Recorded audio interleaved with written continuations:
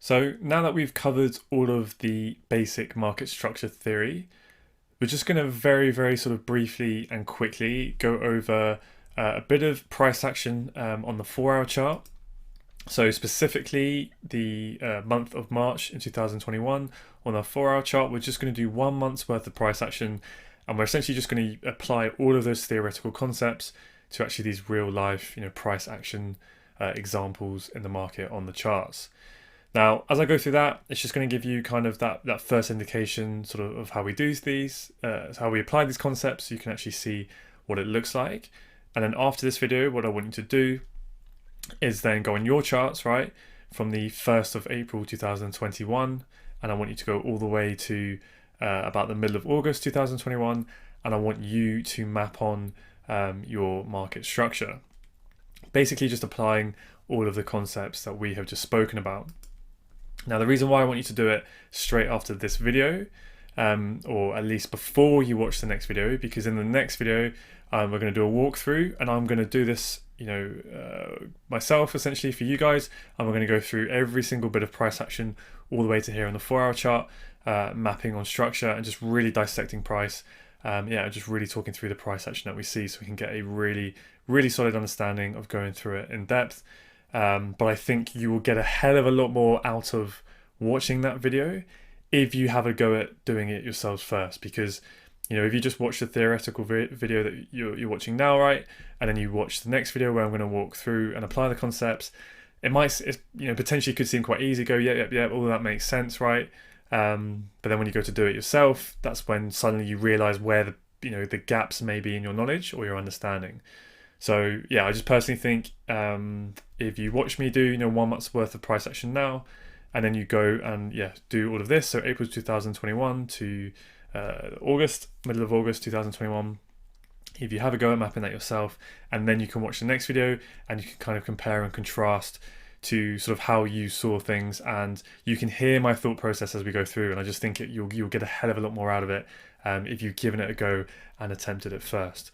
Now, what I will say is, at a bare minimum, just mark out your swing structure. So just do your swing highs and your swing lows. But ideally, just really spend your time going over this in a lot more detail and really going through, looking at minor breaks and substructure breaks. But anyway, I think as we go through this 1 month bit of price action now that I'm going to do, you'll kind of get a good feel for it. So if we look at the start of March and around up here, what we can see before we kind of start to map the structure that we're looking at is we kind of need to trace back a little bit just to make sure that we know where the actual true trend is, and that we're not analyzing what potentially could be substructure here. And we just change the color of this so we can see it a little bit clearer. There we go. Just to make sure, right, because sometimes you could zoom right in, just think, we're just bullish, when potentially, it could be actually substructure with a bigger high and a bigger low. But yeah, if we look back, you can see here, we then switched bullish. We had the pullback, then we broke that high, so we're clearly in that bullish trend, and then we pull back here and then took that high there. So let's take a look at this kind of first low here. Just going to use the info line. So the way that I personally use to draw structure, you can use a trend line, but I personally just use the info line, and then I'm just going to map that from that low there. So generally, when you're mapping your drawing structure and you want it to be very accurate from the wick, what you want to use is magnet mode on over here. And what that means is, when I put my mouse near, see how it just snaps on without my mouse even being near to it, and that way you can get really accurate drawings. And then when you want to draw your line across, if you hold down shift, right, so if I move my mouse away, you can see for the most part, right, it will keep the line straight as you draw across. So just a really handy tool there. Another thing as well is, say if you're using the paintbrush tool, right, and you want to draw without kind of it sticking to the price action, so you basically want magnet mode to be off. If you hold down control or command, you can see how that's flashing. When I hold it down, it temporarily takes magnet mode off, and that means I can draw nice and freely without it kind of trying to snap it to each bit of the candle. But anyway, there's just a few little sort of trading tips there, trading view tips I should say. Now I'm just going to change this to the pre-saved templates that I have for my 4 hour break of structure. So when I click on that, it populates how I want it to kind of map it out. So you can do this a multiple number of ways. The first thing I would advise is you look at the visibility settings. So when you draw your 4 hour structure, in this case, the way that I personally want this structure to show is to only show on this time frame and lower. So of course we'll talk about multi-time frame analysis in a much more detail in a future lesson, so don't worry about too much about this now if you don't really understand what's going on. But generally what I would advise is for whatever time frame you're drawing your analysis on, generally you only want it to appear on that time frame and lower, just because when you start jumping up the time frames it can make your charts look extremely messy. So yeah, that's what I would recommend, and obviously you can then put your text in here. Now what you also may want to do, I just have it in the middle just to keep it simple, but for a bearish break of structure you may want to switch that to the bottom, right? And if it was say a bullish break of structure, you may want to switch change it to the top and then save those both as different settings there. But I just keep it simple, just means I have to have one less click and just keep it in the middle, and obviously you can then change the style of the lines and have a play around with that all there. But yeah, that's essentially how I do it. So let's concentrate on actual structure. So we have a nice pullback here, we make that high, and then we come down and we get a closure below that low. So where is our swing high at this point? When we get a closure below the low, it's this point up here. So this is a tool I use. If you open up the symbols, just essentially use this circle just to mark out the swing points visually there as well. So we get our break of structure to the downside. Now, did we have any indication that potentially price was starting to weaken and come down lower before we actually got that break of structure? Well, if you look here, what did we have? We had a movement up, right? And then you see this candle here, right? It fails to breach this candle's high. This candle, let me zoom right in and you'll see exactly what I mean. So you see how we move up and we pull back, right? Because that candle, if I move this out of the way, fails to take out this candle's high, right? So that means it's a minor pullback and we get that break of structure to the upside. So what that means is that because that took that minor high, it now means we have a minor low here. So then when price moves up and then comes down and spikes that low, what we have is a minor break of structure once we get the candle closure below that low, but we also have a change of character, right? That internal change of character. So I can also mark that out here. So if I have a pre-saved template, it's a little bit hard to see, but essentially just a dotted line there just to show me that we have that minor break of structure to the downside. We have that 4-hour change of character. Now, what does that change of character signify? It signifies that the pullback may potentially about to start, right? Because it's that first sign of that internal lower low on the 4-hour chart, right? That first sign of weakness, that first sign of a pullback, or potentially that the reversal is also going to happen, which is what we got, okay? But of course, it's not confirmed until we get a closure below the actual low, which we then do get. Then price continues to move down. Now, this for me is just a bit of a minor pullback, right? It's just a pause in price action. That for me is not a swing structural high. So for me, this is all part of the down move, right? So this is all one big swing leg. And then we see, right, the true sort of swing back kick in. So for me, this down here is then the swing low. So when we get a break of structure, a 4-hour break of structure, what do we expect? We expect a 4-hour pullback, right? But how do we know when that 4-hour pullback is going to kick in? Well, of course, there's plenty of confluence that we can use, such as supply and demand zones and liquidity concepts and multi-time frame analysis. But that's all the stuff that we're going to get into in a bit, right? We haven't spoken about any of that stuff just yet. So right now, all I want you to think about is just the concepts that we have learned, right, in this lesson about market structure and just on one time frame, and keep it very simple. So just based on market structure alone, what can we use to signify that the pullback or the run has ended and the pullback is about to kick in? We can look at those minor breaks of structure, right? So we have the movement down, we have a minor pullback, we have the movement down, then we have a minor pullback here, and then we have the movement down, and then we come up and we take that minor high, right? We have a minor break of structure to the upside. So I'm just going to grab this tool here just so I don't have to keep grabbing up here. So if you want to copy and paste a tool, duplicate a tool, if you click or if you hold down Command or Control and then you click and drag the tool that you want, it will just give you another one there. And then we'll snap that into place there, okay? So, whoops, it's not meant to go that far. So now we get that 4-hour change of character, and that shows the swing one's gonna end, and we have that minor break of structure to the upside.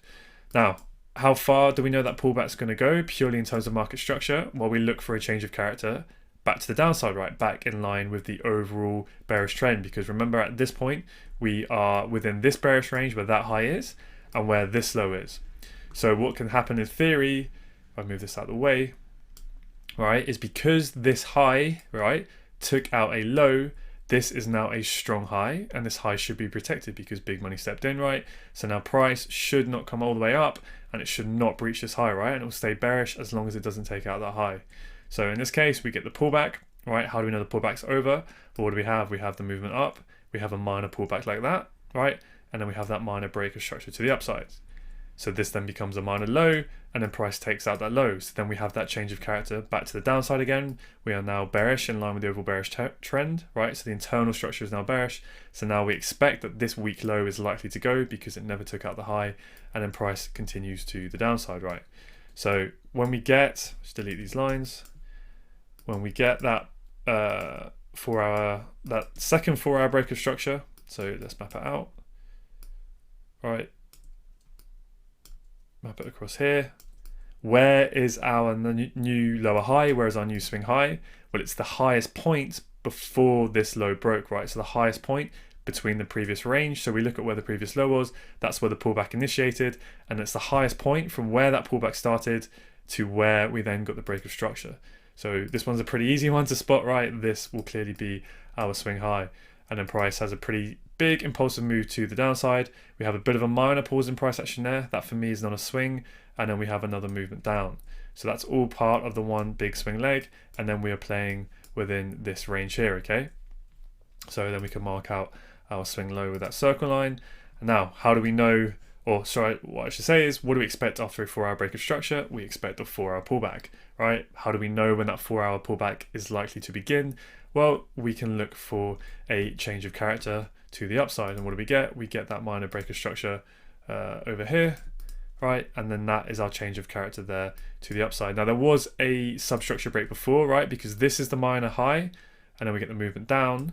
Now we get this movement up here, and then price breaks this high here, but that is purely just a substructure break, right? So it's not as significant. It is a sign, but it's not as significant until we break minor structure, of course, which is more significant than a substructure break. So that's your first real kind of decent change of character that the pullback is kicking in. But again, the trend is quite strong in this case, so we get the movement up. Then we come down and we take out this minor low, so we do get another change of character to the downside. So potentially now this is going to be our 4 hour new lower high, our new lower high, and now we can look to start to target this weak low, okay? So we get that movement down. Now price does change character again to the upside, right? But it never takes out this high, so it kind of stays bearish, right? That lower high is, that potential lower high is never breached, and then we start to change character again to the downside again, and then we start to go, right? So it's not always super nice, but you get a nice little trend where you're moving up, you get a change of character, and then it just goes straight away, right? Sometimes price can chop around a little bit, start to form a bit of a range, and it can get a little bit more complex. But the main thing that you should always do if you ever get confused is, as long as you have your high marked out, it's not a very well drawn line, but your high and your low marked out, then at least you know where the predominant trend is. And as long as you're kind of looking for shorts, you're not going to go too far wrong, right? Because you're trading with the predominant trend in that case. So then what do we have? We get our 4 hour break of structure. Now a really important but kind of simple point to note is that we never actually know that this is a confirmed low high, right?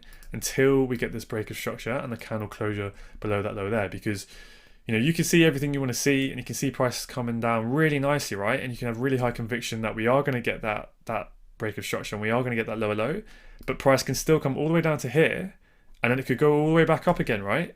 And we could get a break of these highs, and price could keep going up. But remember, we are still within this bearish range until that high is taken out. So all that means is we've just formed a bit more of a complex pullback before potentially we may then go, right?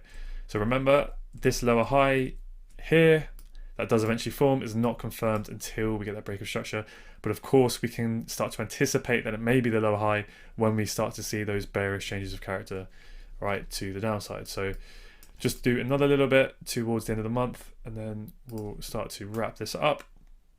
Right, so where is our swing point? I've drawn it on already, so I've given you the answer, but you can see that was just about the highest point before that low broke from the previous range, right? You look where the pullback started, and you just find the highest point from there before the low went, and then we are in our next swing range. Now, once we get that break of structure, we start to pull down, and then we get quite a decent pullback there. So this is kind of one of those ones where it's a little bit subjective whether you would call that a swing pullback or if it's just a minor pullback. For me personally, I'm happy enough to call that a swing pullback, right? It's a decent number of candles. We had a pretty big sustained move there, and then we eventually took that low. So I personally will be calling that swing structure. Now, this is where trading, it's a little bit of a gray area. Everyone's going to view things slightly differently. And if you don't view this as swing structure, right, and you view this entire leg as the swing, that's okay, right? That's more than okay. But the main thing is that you are always consistently viewing structure that way, and you always map it the same way like that, right? So it doesn't matter if you do it the way I've just done it or if you do it more conservatively. What it matters is that you do it consistently. Because remember, we are playing a random game in an uncertain environment. So how do we increase our probability of getting consistent results in a really inconsistent arena? Well, we have to be consistent in the variables that we can control, right? And obviously our analysis is what we have control over, so we need to be consistent in how we're mapping it. So that's just kind of a point I would want to make about that. Okay, so then we then get that lower low, right? And then this would be my lower high here at that point, and we are then playing within that bearish range between here. So that brings us pretty much to the end of March. Now, what I want you to do is go onto on your charts now, right, from April, the start of April 2021, and then just basically do what I've done there and go along all the way to August 2021 as well. Really take your time. The most important thing I want you to concentrate on is just mark out your actual true swing breaks of structure, and then mark out your actual swing highs and your swing lows, right? Whether you want to use a dot or just a way of marking it. And then, what I would also really advise is that you spend time looking at these minor breaks of structure. You may want to mark out the substructure breaks as well. You may even want to write emboss on it, for example, just so you kind of can really picture them out in your mind if that helps.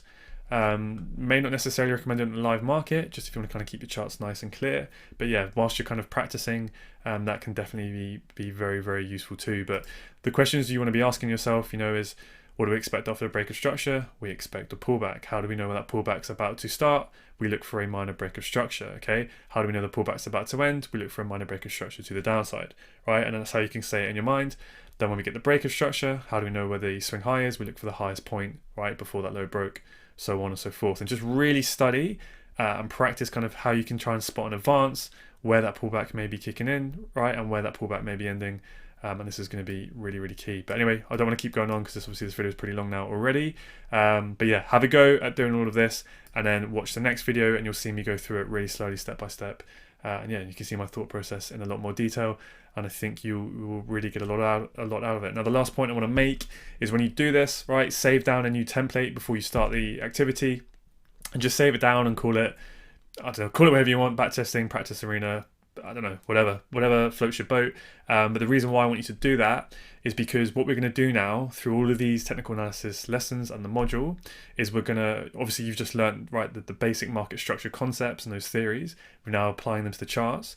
And then from then on, from each lesson, you're going to learn a new concept, or we're going to build, more advanced ideas into those concepts that we've just looked at. And then we're going to go onto the chart and we're going to apply it. And then we're going to go into the next lesson, right? We're going to learn the next bit of theory, and then we're going to apply it back into our charts.